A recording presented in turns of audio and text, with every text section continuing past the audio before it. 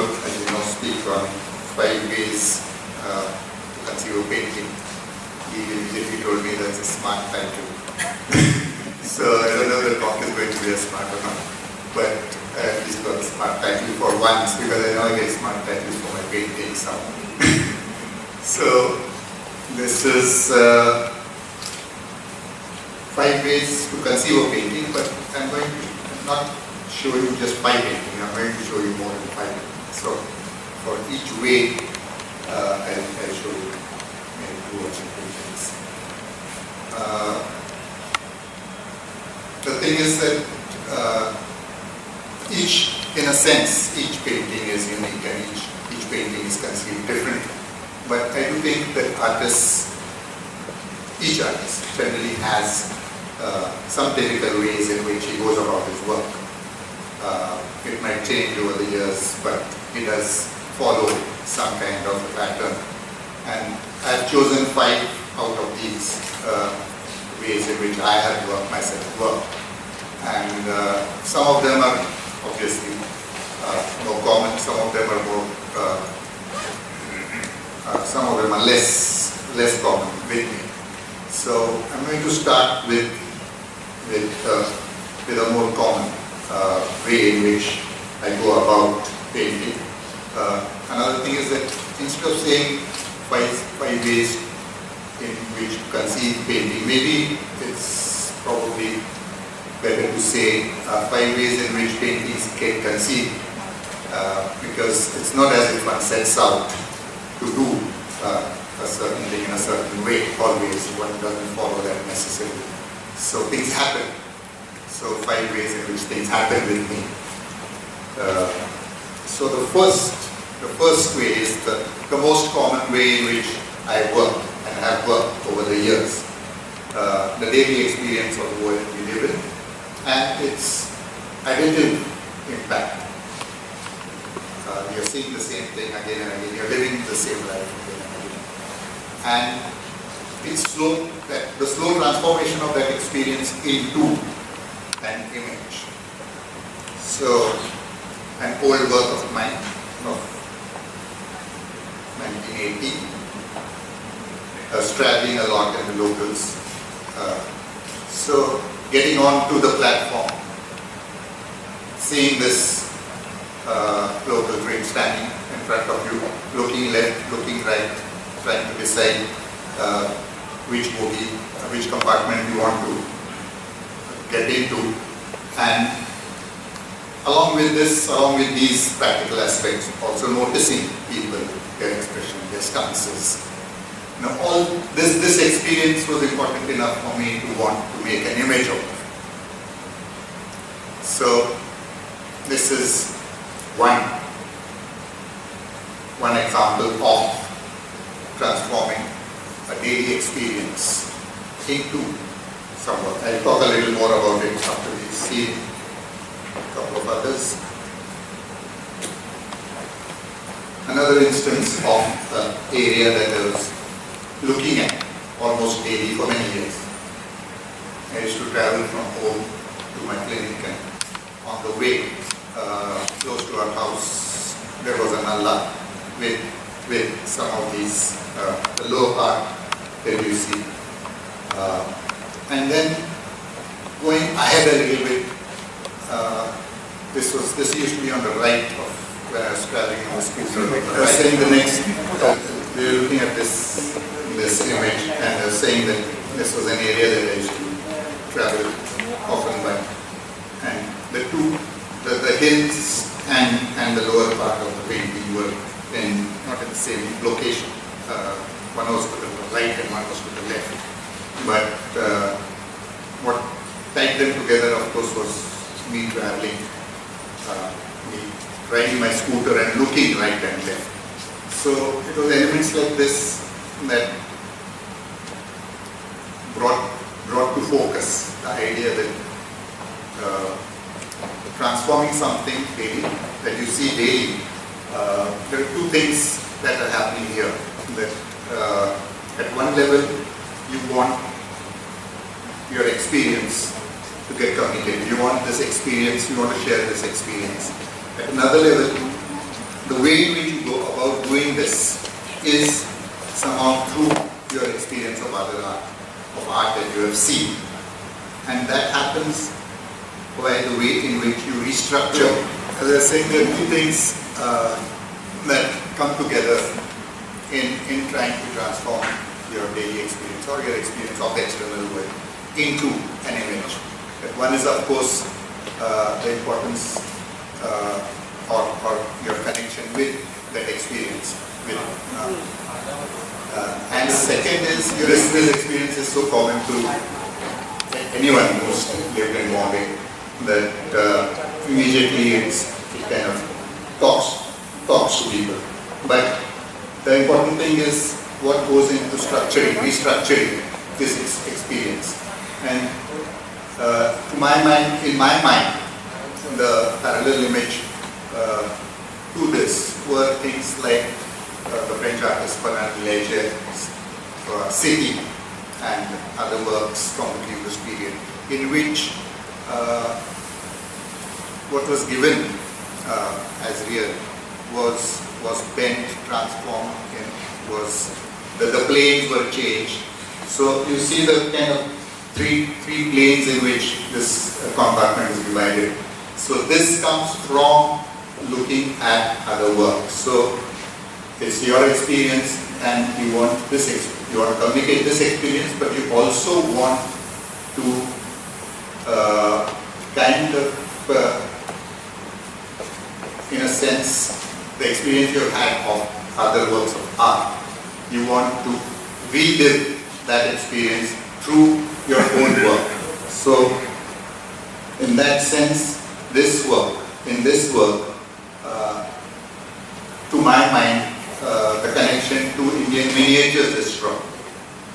For one thing, the way in which multiple perspectives are utilized in the miniatures. And as I was narrating, that traveling along a road and then seeing different parts of it from different angles, and then bringing those things together, and especially the kind of construction happening in the foreground, and the fact that you can see in the underneath of that construction, and you can see when you're looking at the rest of the scene from above. Now this slightly odd bringing together of two perspectives comes precisely from what Mughal miniaturists were trying in the 16th century and 17th centuries, while they were trying to reconcile the kind of perspective that they had learned or they were looking at from European prints and their own kind of way of painting a high horizon. So my experience of this place becomes transformed through these two things coming together, the experience itself and one's experience of other art. Yeah, this the light I think this looks fine. Yeah. It's not controllable actually. Another work in which daily experience such gallery was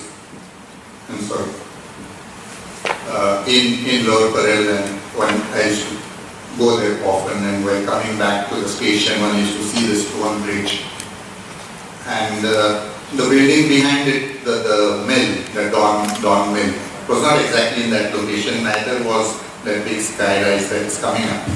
But the experience of walking in that area in mid-90s and early 90s was all about what was happening to Parel, the kind of gentrification that was happening, the kind of change that this whole area was taking place. So here there is a transformation of that experience into a kind of historical narrative, that your daily experience becomes extended in some sense to become a kind of narrative of place, you know. So what was, what is being defunct now, what is coming up as the new thing, and this bridge as a kind of solid stone structure that will always be there, you know. So almost feels like these things that the British built were built for eternity. So, and the lives of people around them. So all this becomes a kind of historical narrative through a transformation. I wouldn't be able to point out what other works of art. I'm sure there are. For example, while painting the mill, the work of Di Chirico, the Italian surrealist of sorts, was very much on my mind. And that sense of these huge mills, which are now like ruins, have this the same kind of quality that Di Chirico's works have, this ghostly kind of presence. So all this is one way in which one's, as I said, everyday experience, which builds up over time. You're living through it. It builds up over time and slowly becomes transformed into an image of something that you work at slowly over a period of time.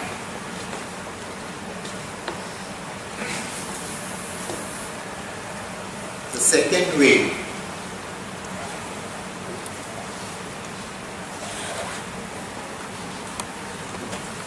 and by the way, it's entirely okay for anyone to raise questions in between, if there's anything that one you would like to add or contribute to, most welcome. So I do have a question. Yeah. So when something is growing in your mind because you're watching so many things, how do you know that that is the thing that you want to paint? You know what I'm saying? Like, you're passing through the streets, you're passing through the local station. I mean, I'm sure there are many other inputs coming in. So when does it occur to you that this is the one that you want to do?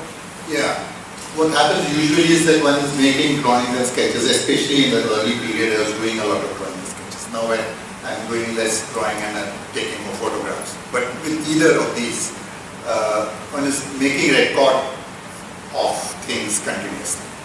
And then after your first transformation, either whether you click an image or you make a drawing, that's the first step to a first kind of transformation of that experience. And that leads you on to, then over a period of time you think that I've got something in that and let me try and explore it further. So it's both ways, and simultaneously, as I said, it's moving at one level, you're trying to move it closer to your actual experience. At the same time, you're trying to move it closer to some image of some great art that you have in mind. You believe that this, like Piero della Francesca, for example, that's the kind of image. For example, in the first painting of the railway bogie, railway compartment, there are paintings of Piero della Francesca, the Italian Renaissance, early Renaissance, of battle scenes, which have the kind of stillness which is very difficult. I mean, a battle scene is supposed to be full of energy and full of, but there's a kind of stillness. That's the kind of thing that was in my mind, that, one knows that on a railway platform there's all this hustle bustle and everyone's rushing and pushing everyone. But as he has painted railway platforms without a soul on the platform, a very similar kind of impulse of wanting the opposite to define what it actually is. So you're trying to hold on to a polar opposite somehow. So various things like that evolve as you're looking at as you're looking at your experience itself and thinking of other works. Yeah, the studio, thinking about one's work, about meaning. So, certain works don't come about from what you're looking at. They come about by what you're thinking about. What is this thing that I'm doing? What does it mean to make art? What does it mean to make a painting? So thoughts like that lead you to, and the images that are in front of you then start to organize themselves in ways in which, in some way, this thoughts about art making become, they kind of embody. So, in this work, which is called abstractionist, it is about outside the window. Of course, there's a very real outside buildings, all that. Then there is a reflection in the cupboard, which is one level of abstraction.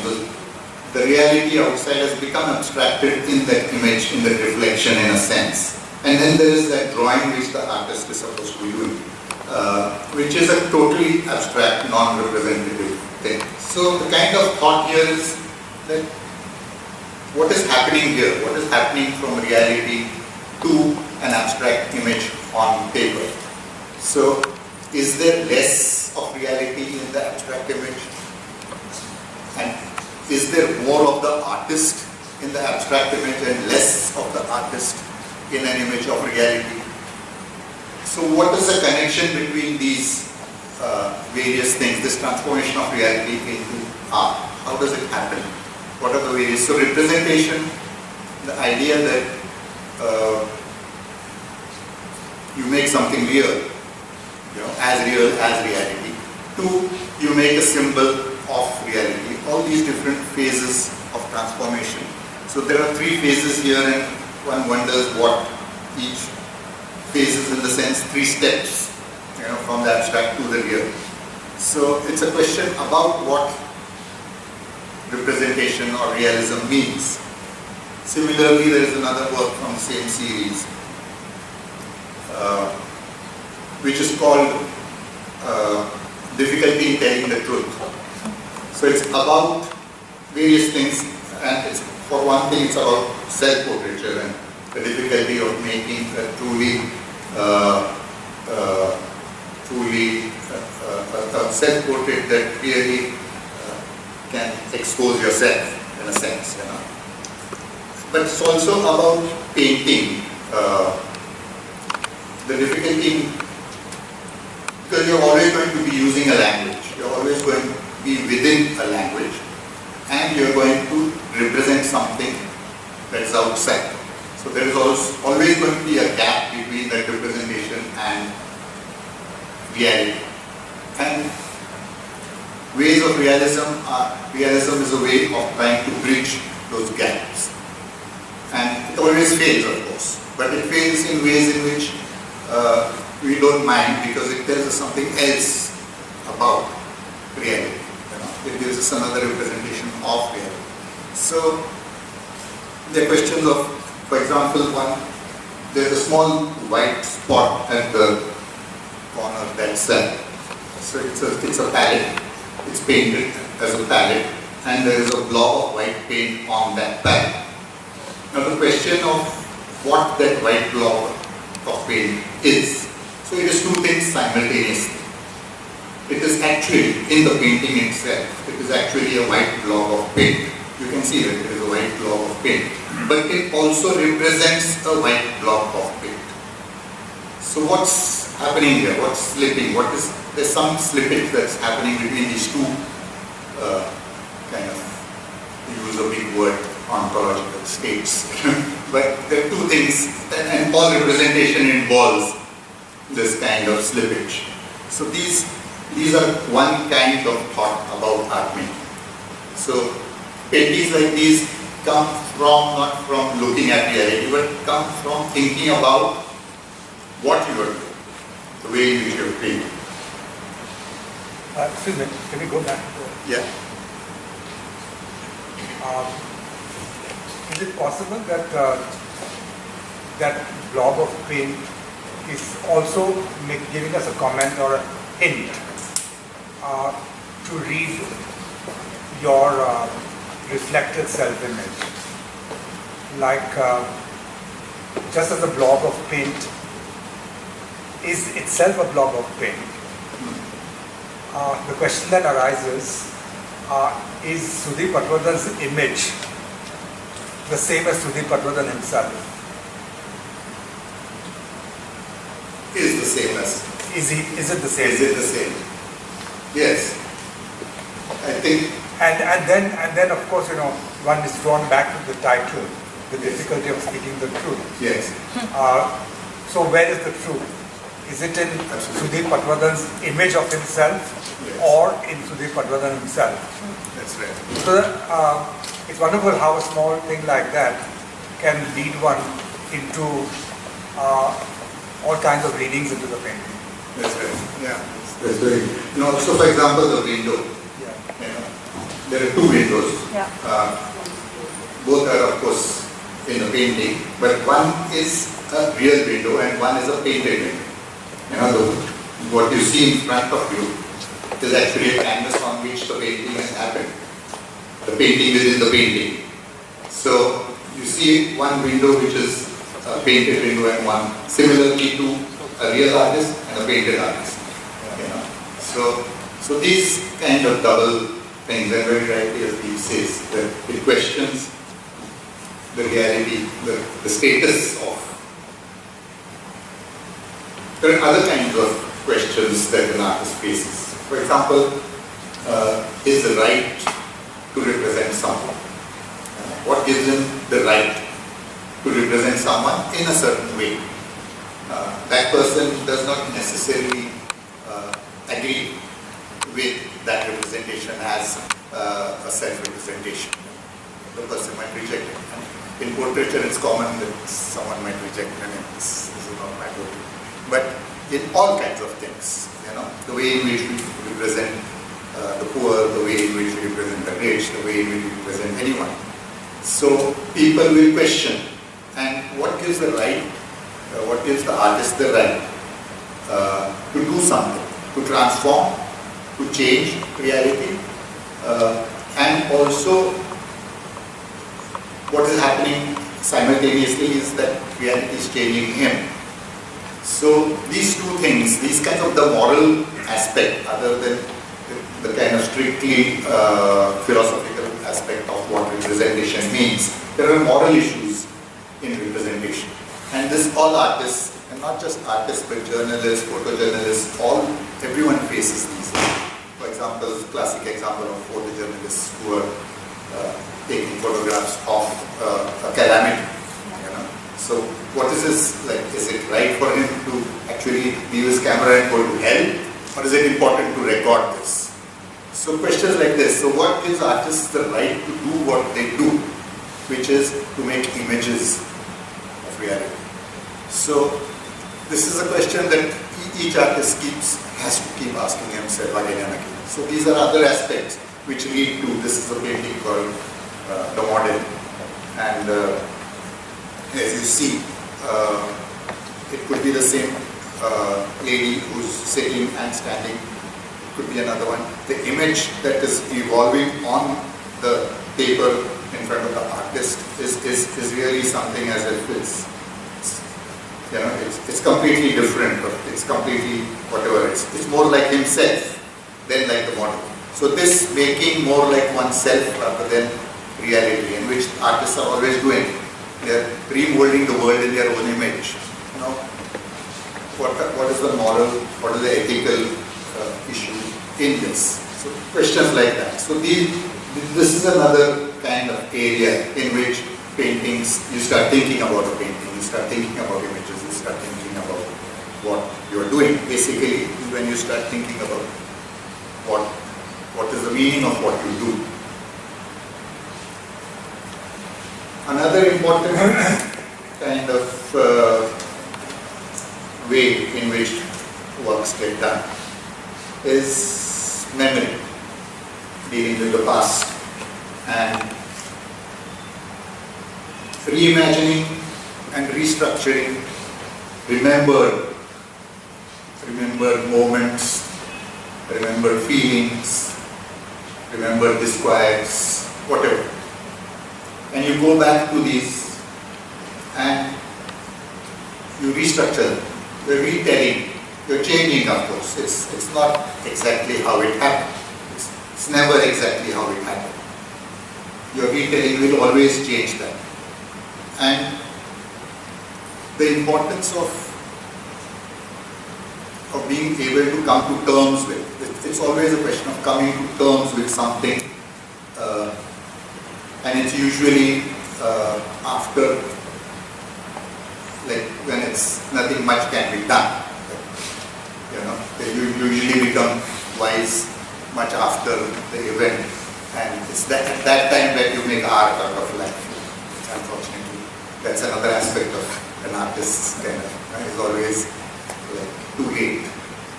But this painting is called Father's Story, and various memories here, personal, about my father, about being in a small town, Sangli exactly, and sitting on the railway platform one evening with this very wide open ground behind us, you know, the station, the railway station, where one is waiting for the train to come and reaches early. There's this big ground behind. And the kinds of, why does something like that remain with you? You know, sometimes you never entirely know why some memory has remained, why some memory has been important for you. But to make some sense of it, it's not as if you're going, as I said, it's not as if you're going to get to the truth of what it was. But you want to make sense because it gives your present some meaning.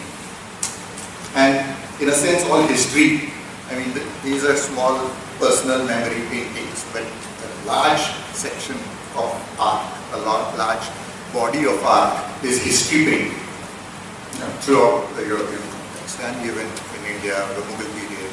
So painting episodes from history is such an important, and there most of the times the artist was not entirely free to paint his own interpretation of the events, but it was the official interpretation of the events. But it was reclaiming those moments of the past in the present. So most of these works are in that sense reclaiming the past for yourself, for your present.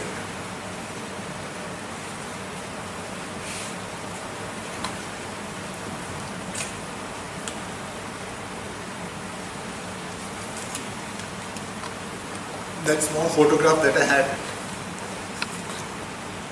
in the family album, my wife and my mother. For some reason, that simple photograph was very important, and I knew that there's something here. And after many years, I took it up to paint because I was drawn to that image. And of course, what I made out of it, I think had little to do with maybe it had something to do with why that image was important, but one made up a lot also in the new retelling. One made up a lot to do with a lot of things that had to do with your present preoccupations about interior and exterior, about living inside and living outside, about landscape and being at home. So these various things, somehow that image had density enough to hold wider kind of preoccupations and things like that. So memories can also be, in that sense, things that you can hang a lot of things on. You know, they're what we call kuntis, on which you hang a lot of your clothes and things like that, and they support that, and then they give a certain coherence, and they can give new meanings to what has happened in the past, or just not necessarily what has happened, but that feeling that you hold. You hold that feeling of that moment with you, and on the basis and on the strength of that feeling, you can explore certain areas. So things like that. This is a very different kind of memory painting. It's called memory double page, but its origin was, I stayed in this is Khadki near Pune, and it is the ordnance factory estate where my father worked, and we stayed there as 10, 12 years or so in that period. Much later, I was painting another area in Thana, and when I took up, I wanted to make a large landscape of another area, a panoramic landscape. And this place came to mind. And I said, that I had mapped that whole area in my mind in a certain way, that where our house was, where my friend's house was, where the ground where you played football was, where the club was. So this mapping is not as if it can be transformed into an actual map, but it's a mental mapping of, for whatever reason it has happened, and it happens with all of us.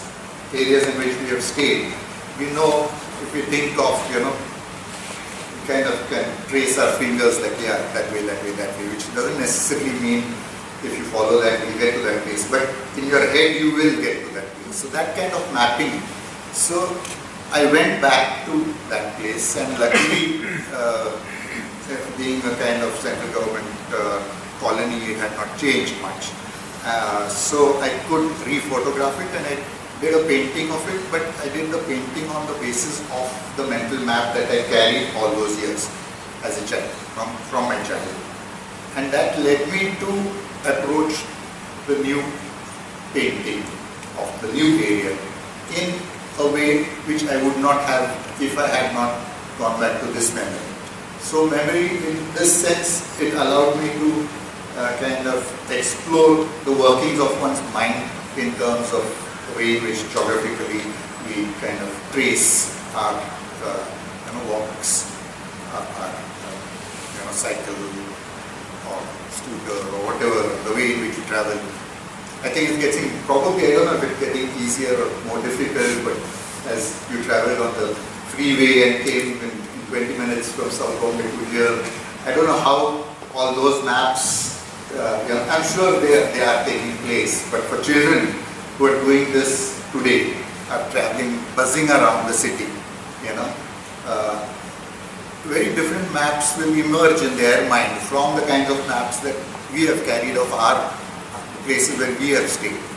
So the way in which you travel through these areas probably changes a lot of things. So memory is, as I said, another way. Another important thing to say here is about realism, something connected to the earlier way in which I was talking about the studio and thinking about the work. That realism is, to my mind, I think, on one hand, it may be purposeful, and the intention may be realistic. Like you want to portray the external world in a convincing or in a credible manner. So your intention, you are intentionally realistic. And I have been a realist in that sense. But I also use realism as a language. So when you are painting, for example, memory images, it's not as if, you remember them exactly in that manner. It might be, or dream, for example, if someone goes to paint dreams, there are so many ways the surrealists actually explore. That some painted them realistically, some painted them in entirely different ways, in abstract ways. So the language, you might use a realistic language for a certain purpose, and you might use it as a mode is to say things that are not about reality as such. So realism operates in these both ways in the works. Now on to the fourth.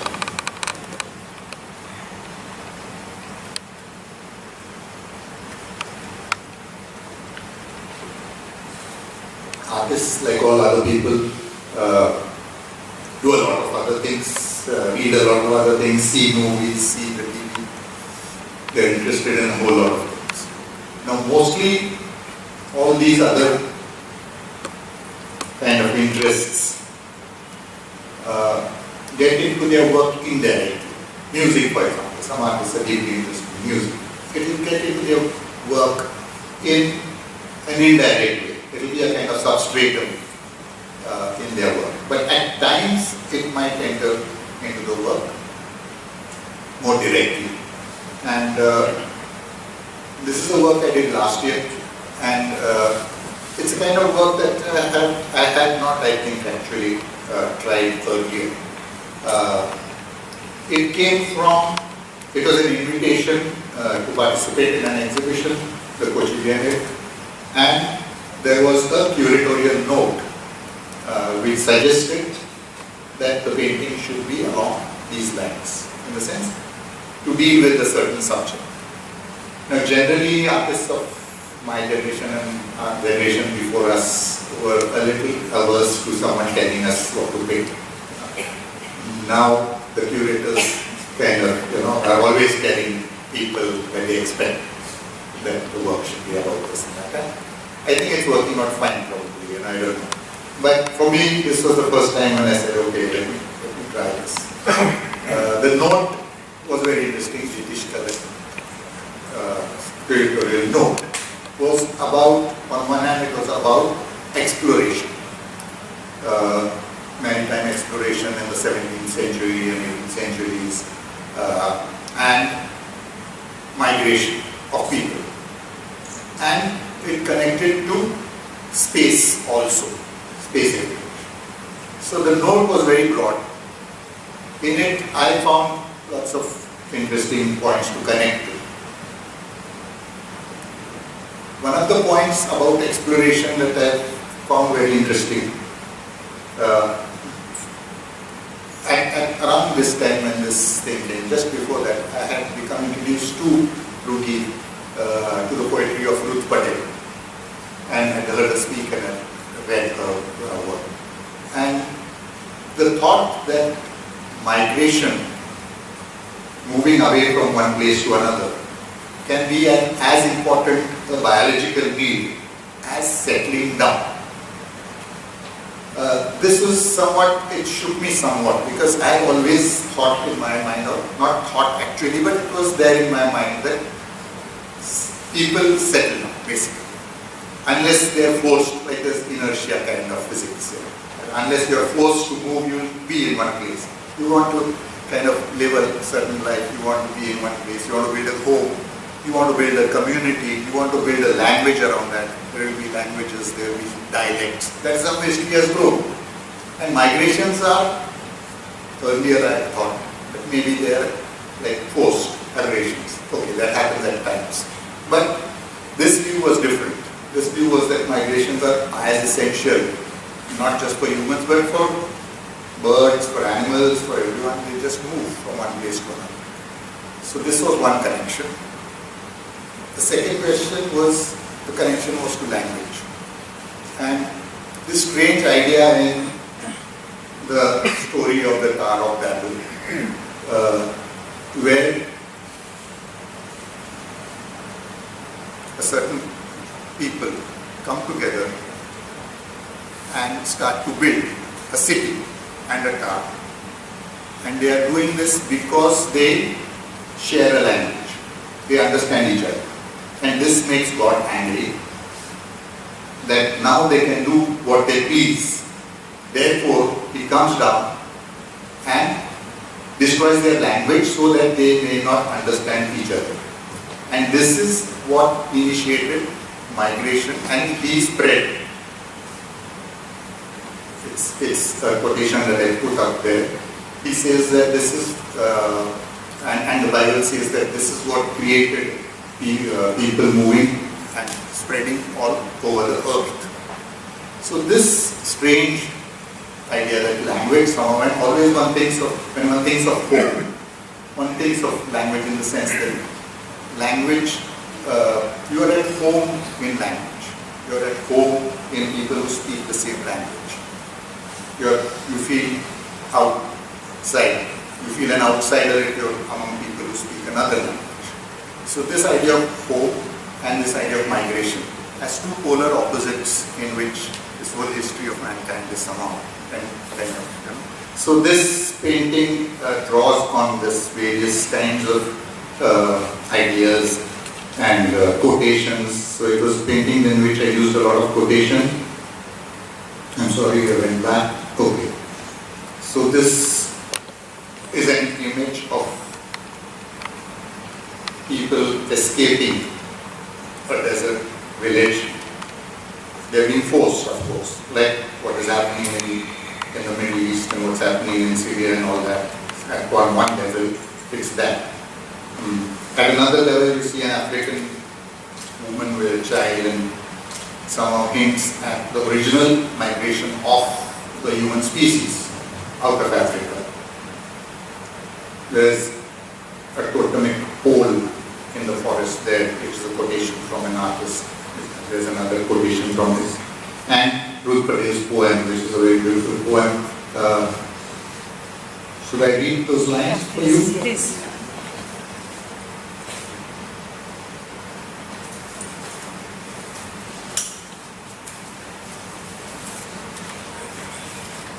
Yeah, it's from the poem Time to Fly.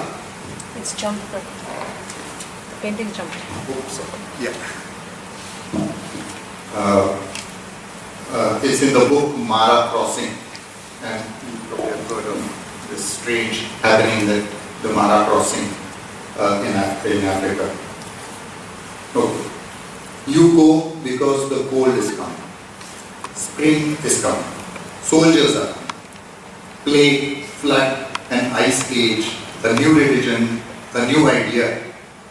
You go because the world rotates, because the world is changing and you have lost the key.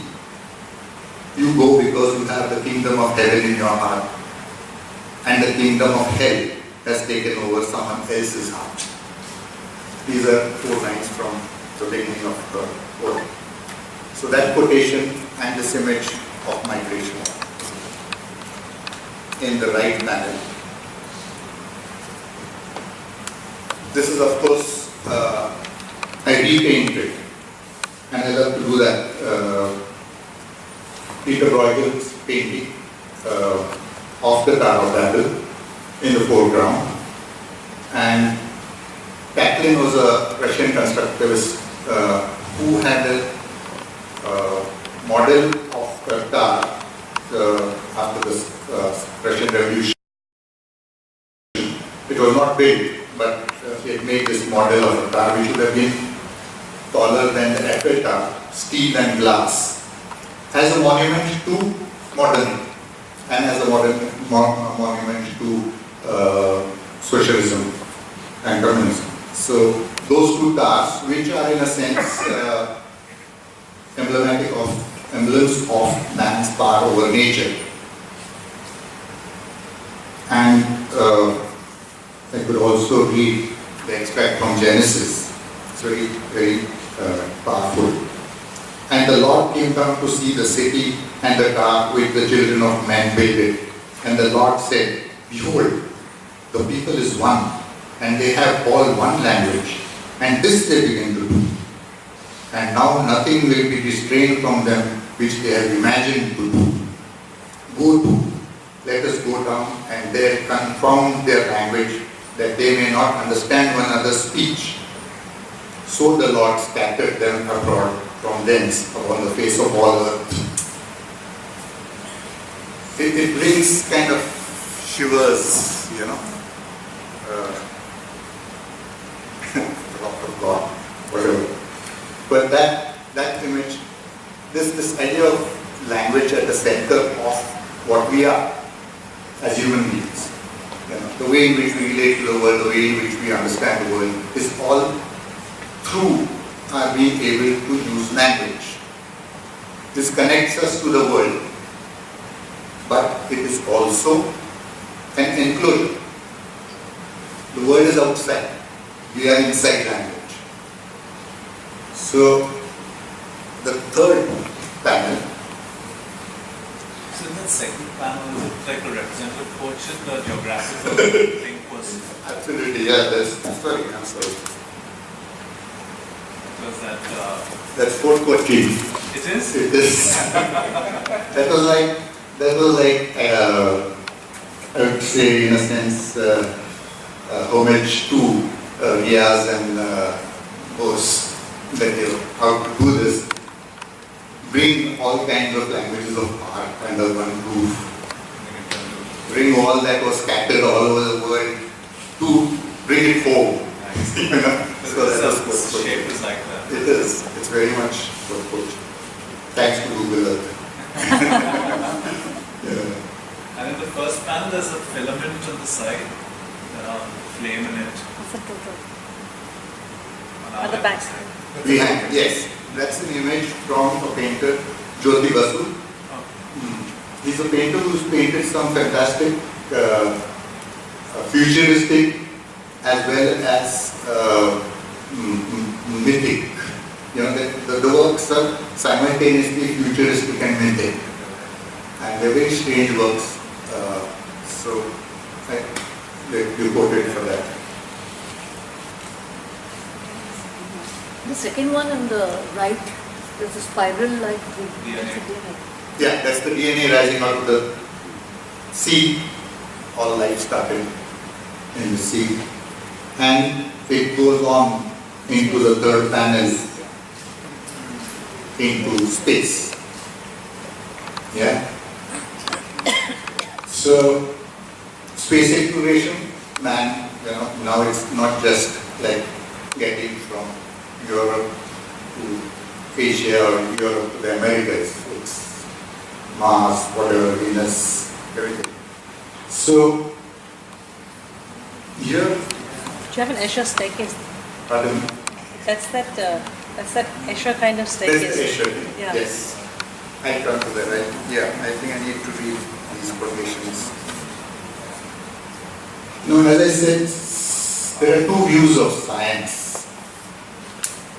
One view is that science is progressively getting us closer to the truth. This is a kind of general view that is accepted. Like, you know, compared to medieval science, what Galileo started, and then what Newton did, and then what Einstein did. Each stage was getting closer to truth. We have a maths professor here, so I'm very careful of what I'm saying, but please do contribute any ideas about this. The other view of science is that at each stage, and this is Thomas Kuhn who wrote History of Scientific Revolutions. So at each stage there is a paradigm.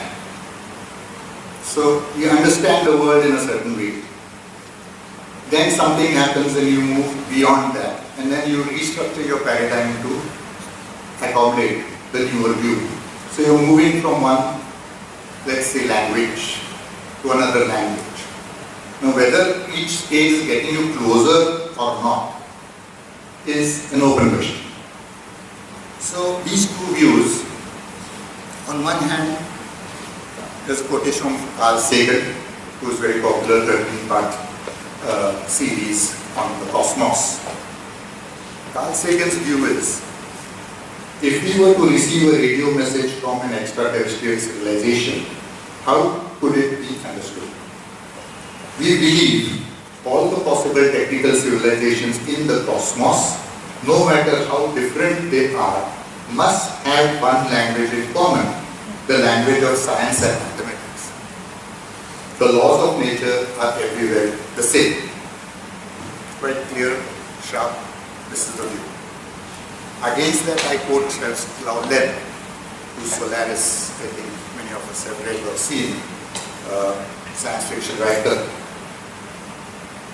We take off into the cosmos ready for anything, but we simply want to extend the boundaries of Earth to the frontiers of the cosmos.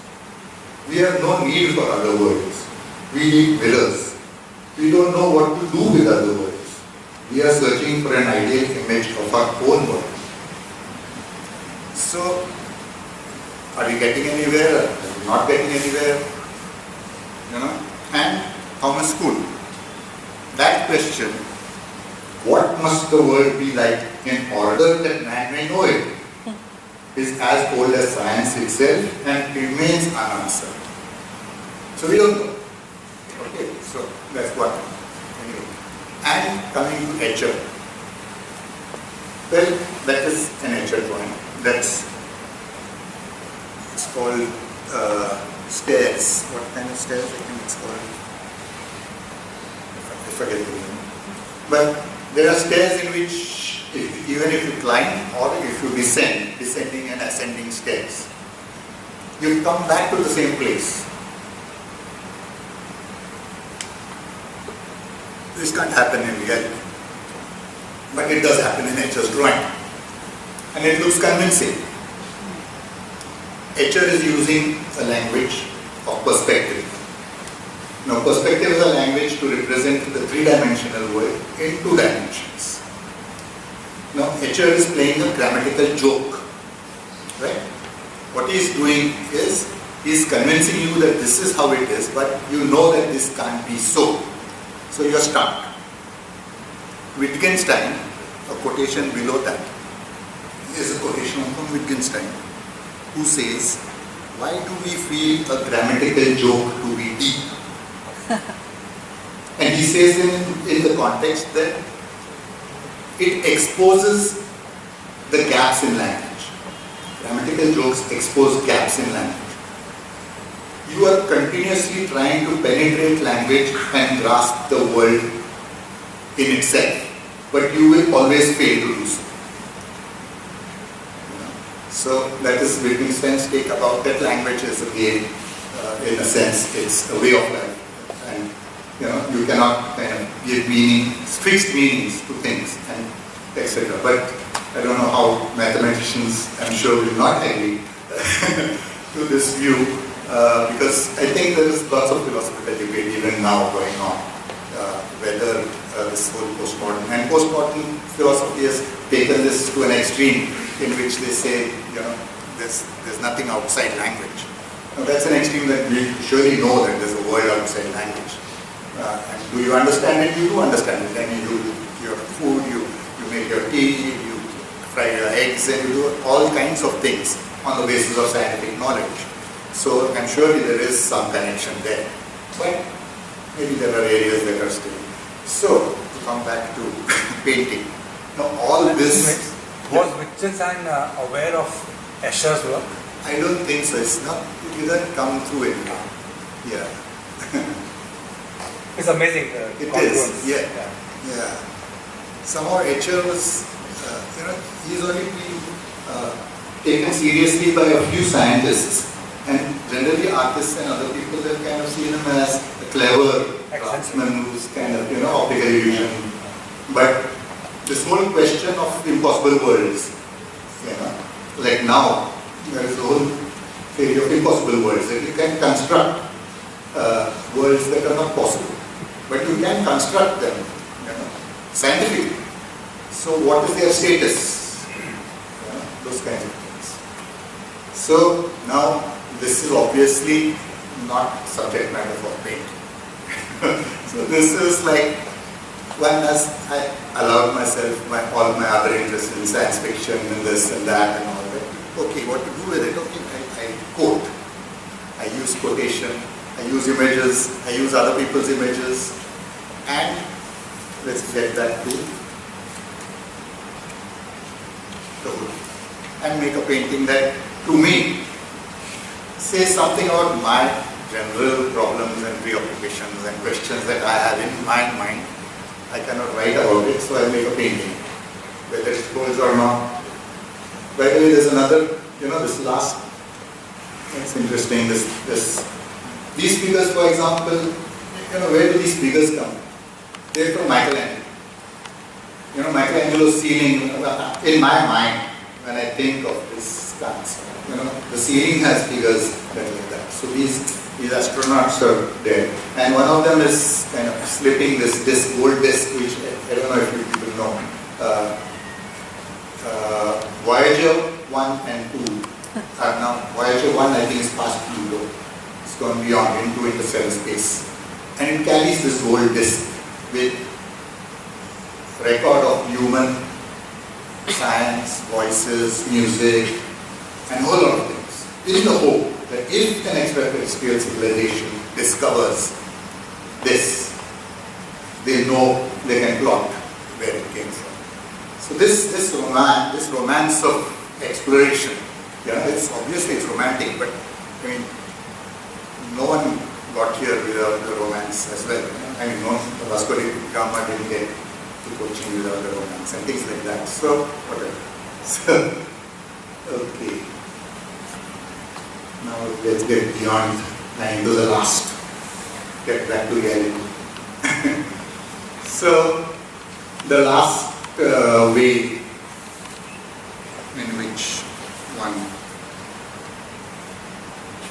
conceive works is when a sudden visual image makes such an impact that you know immediately in your mind that you have a painting. It happens rarely, not very common. But when it happens, it's pure joy. You know immediately. There's work to be done, no doubt. But it's the kind of work that you know how to go about immediately. So the image is already there in your mind. So, work like that. I was in an auto rickshaw going, and suddenly the rickshaw braked and this man carrying his boy jumped across the road, stepped on the divider and went off. It was not their body, but this image, you know, a man carrying a ball. There are so many things associated in your mind with an image like that. That immediately, and especially with what happened, the timing, the way in which what was happening, all this came together. This image was immediately there for me to paint. Again, as I was passing, at the end of the day, a construction site, and outside the construction site, a big pin, what do you call it? Water, what stores water? Drum. A big drum of water, and one of the construction workers at the end of the day washing us. That moment one knew that this is a pain. Something prepares oneself, one to see this as a painting also. And in this case, I do not know what prepared me in the first case, but in this case, it was an image of Anjudoria that I had seen earlier. It's a watercolor, and it's an image from cinema, in which a woman has this, and I think many images are there which have this. So that kind of thing has prepared my mind to accept something. And again, a similar, I walk to the window of my studio, just look outside, and in the building in front, this man is standing shielding himself from the sun. To my mind, the kind of geometry of it brings to my mind Mondrian, who is an abstract painter who paints verticals and horizontals and verticals and few color, basic like primary colors. So the way in which I go about translating this image has these inputs. That in my mind it would become more geometric because I'm thinking of Mondrian. It would have some quality because of other things. So in a way, being attentive, being alert and sensitive to your surroundings, and at the same time having seen works of art which have remained with you, which will always give you templates, let's say, or some source of somewhere that you want to get with your experience. Somewhere you want to take your experience to that level. So the coming together, I think, of these kinds of impulses. So these, in fact, is the last image, is in fact different ways in which painting the language open. Thank you. Thank you.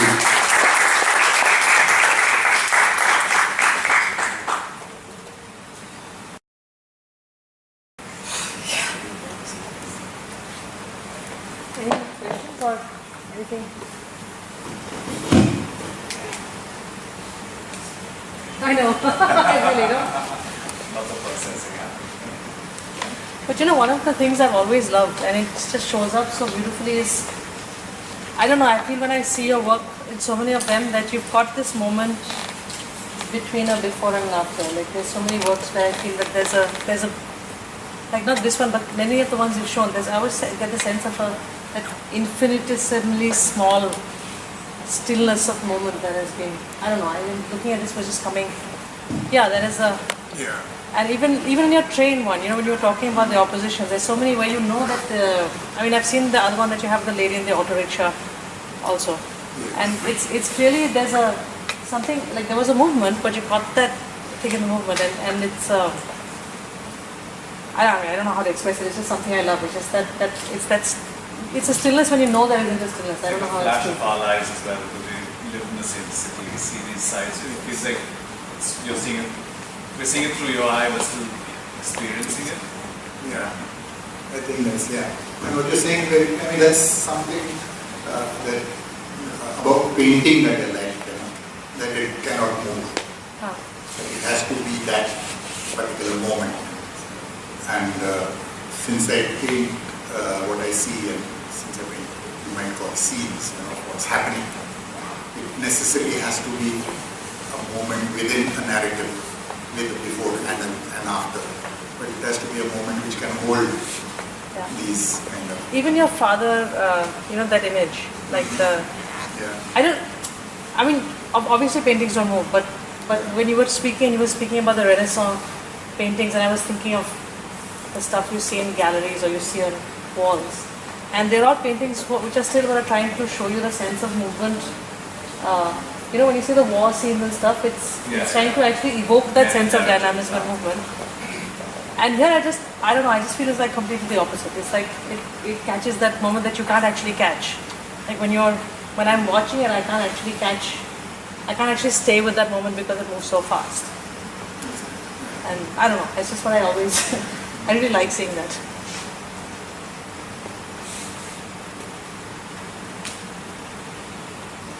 But you had mentioned how much the work of Pier della Francesca means to you. Yes. And that is what you had started the talk with, Okay. about a war scene, which is utterly still. Huh. So that's what you're That's- talking about. Yes. Yeah. There are painters who, there are, like, the futurists, for example, wanted to capture movement. Their work. And Cubism has a certain kind of movement, but between those two. But there are people who try this, people who try that. And I don't know what other, I'm just thinking that because it's shown so many of them, it's also like living in this crazy city of Bombay, and what occurs to me, even in a painting like this, is how you're sort of capturing some kind of aloneness that, there's this huge landscape, and this is not Bombay, but in so many of your pictures you have like people, and then you have this landscape, and almost like you're alone in this city that you're never really allowed to be alone. And that, yeah. Because again, I think a number of things you were saying, like you were talking about again the different styles of paintings and when people used to be commissioned and stuff, and I was just thinking how the earlier paintings tended to be so much, I'd be interested to know from you as well, like in that sense, what is the movement of painting? Because a lot of the older paintings you see in museums and stuff have so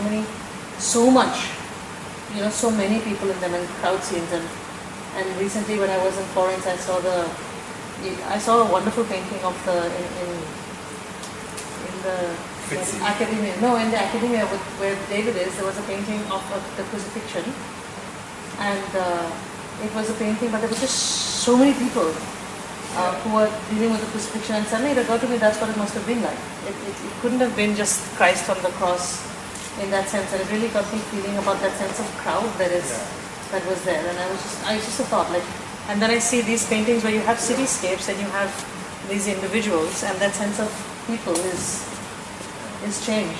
Yeah, I think that if you look at the range of painting, you have painters who deal with profusion and kineticity, even in abstract works. For instance, somebody like de Kooning, is swirling paint on his canvas, and you can see the kinetic quality of it, and this is what he wants. He wants to show it to you. But then you have somebody, at the other polar extreme, for whom stillness is important, and then the people in between. So I think that painting can give you both, Yeah. give you sort of. I'm just all asking, of is there a I'm just asking how you would place yourself in history also. I'm just wondering if there are large historical, like we talked about scientific paradigm shifts. I'm wondering if there are paradigm shifts in painting over time. Obviously, within each time there will be many kinds, like you're saying. But I don't know if I'm asking a question that makes any sense. Paradigm changes of painting are, like they can be extremely subtle little changes to very dramatic ones, and so I think that would involve a whole Another conversation. study here. Unless you have something to say. One thing interesting about this is that there's always at any particular period there is a movement, there is a wave moving in one direction, and lots of artists can contribute. For example, towards abstraction, early part of 19th Can you use a mic? Early part of 19th century, 20th century, sorry. Cubism is just about getting, and lots of good artists who are experimenting in that mode and trying to do that. But a few artists who are going against the current, who don't want any of that. Many times they are seen as reactionary in a period in which there's a lot of things happening. So there's a whole revolutionary kind of movement, and there are some who are reactionary. Some may be just plain reactionary, but there are some who are, because they are against Bonnard, for example. In a period when so much is changing, surrealism happens after all that, and he's going on in this kind of impressionist style. Or Morandi, for example, who's like, people say that he was actually inside the cave fascism, I don't know. But he was between the wars, painting in Italy, in a small village, when all these things are massacres and all this is happening, he's painting small landscapes. People will say, what kind of person is this? But having gone against the current at that time, later, what they have achieved, for that period, giving us a counterpoint too, in which both things are defined by each other. So that is another aspect of this. There will always be one movement and there will always be movements against it. So you got to, but if you always try to be the one running against the current, it might be for all the wrong reasons. So, so that too is dangerous. Yeah. I have one question to ask you. Louder. As when we're seeing reality and how perspective plays a role in representing that in our eye, and continuously played with perspective through the years. Either with pillars separating and creating three perspective of a landscape, like a miniature. So what has been, and it has a physical feeling when you see it. Because we're so used to seeing reality in certain way in an invisible manner. You know that if this person is this big, so he's closer, that person is small, he's further away. And that's the only way you can see the real world, as of now. But in your paintings, there's a force that comes because of perspective. So would you like to share your own kind of experiences with perspective and dimension, and also multiple times that you create of people going in and out of your film? Like you had the woman sitting and it could be the same woman standing. Yeah. So how time and perspective and dimension, if you could share some of your experiences with that? About perspective, I would say one thing that what we actually see is very different from, we become like used to photography to such an extent that we kind of accept that representation of the real as real. But you can do just one simple kind of experiment. You're on a railway platform and your friend is next to you, and your other friend is on the opposite platform, two railways, that's it. And in your mind, this image of, you're also talking to him and talking to him. In your mind, if you go back and make a drawing of this image, how large was he, how large was your friend, it will not be a photographic size. A photographic size will reduce that person on the next platform to the size of the nose of your friend standing next to you. You have not thought of him that small at all. And this sense of visual comes through so many other, for example, in miniatures, for example, or in any Western art. What is important is big. Christ is important, is big. Buddha is important, is big. His followers are less important, they are small. That is the how, that is your visual, that is the way you see the world. It's not just that you are remaking it like that. That is the way you see the world. But one point perspective, gives you another. It's very useful for various reasons. But even architects now do not want to use a receding kind of vanishing point. They want the other end of the front end of the building or the room and the other end of the room of equal size. It's called something, or some kind of orthogonal perspective, something. But that's because, so perspective is after all a language, basically, as we said. And so that's one thing about perspective, that our eyes do work differently. And of course, by binoculars, that's a simple thing. I just like to make one slightly different statement because I like the idea about 3D movies. And realism, getting closer and closer to reality, and 3D is closer to reality. Gives you a greater sense of reality. But this idea of going against the current. Godard, I think, has said that you would like to make a 3D movie. Use all the 3D technology and try and keep the image flat. What would that involve? So it's like you have this wonderful perspective thing.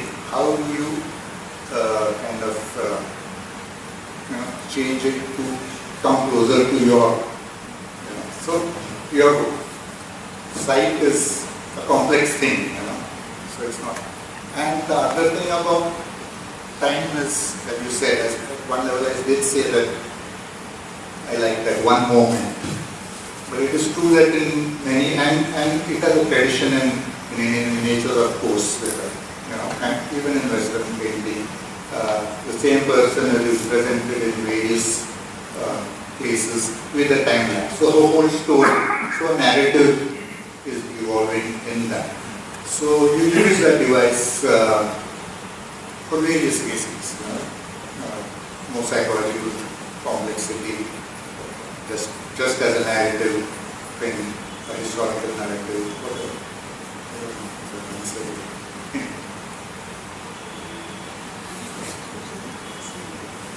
I have a question which might sound personal.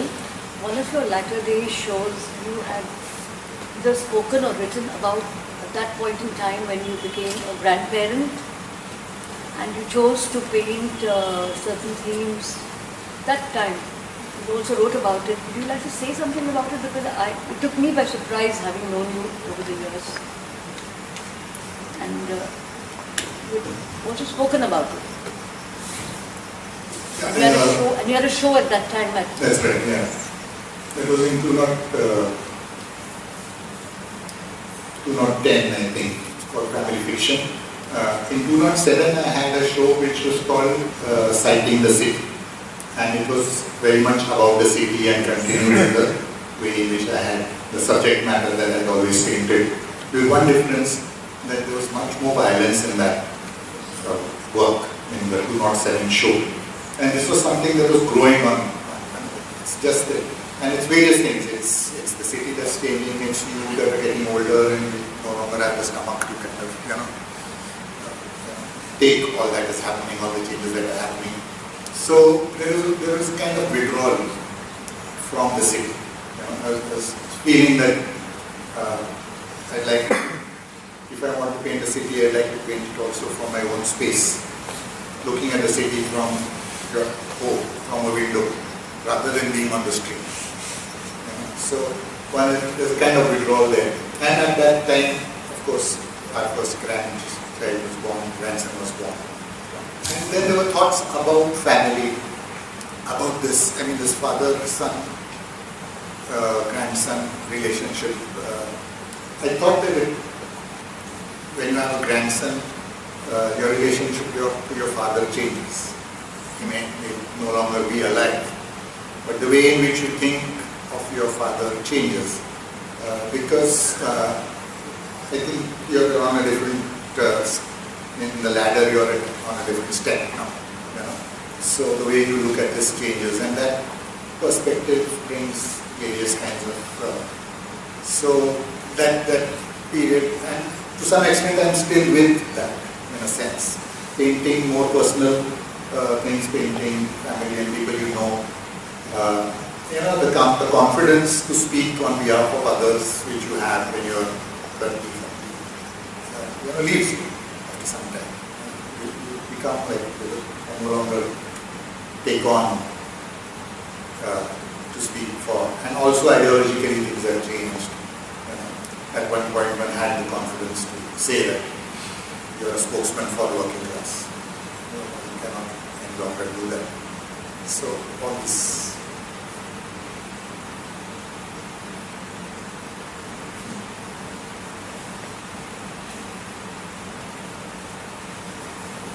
I had one more question which might be a very ignorant question, I'm sorry. It's not just your paintings, but it's something that I've wondered for some time, because the style of painting people and the colors used is something I've also seen in Mexican sort of painting, and something I've also seen in African American painting actually. And I'm just wondering if there is a connection at all and what that might be, because it's very different geographies, but there's something I don't know. Yeah, there is a connection definitely. I mean, one is being very influenced by the Mexican muralists. Okay. For two reasons. One is because they have painted ordinary people, and ordinary people everywhere somehow, you know, tend to look, they're doing similar kind of jobs, similar in that sense. And secondly, ideologically also one was drawn to that thing. African American also, because any image of downtrodden probably gets a certain color, a certain tonality, you know. And I think it happens in film, it happens in painting, everywhere, you know. That your subject matter is dictating the form to some extent. So that may be one connection, I don't know.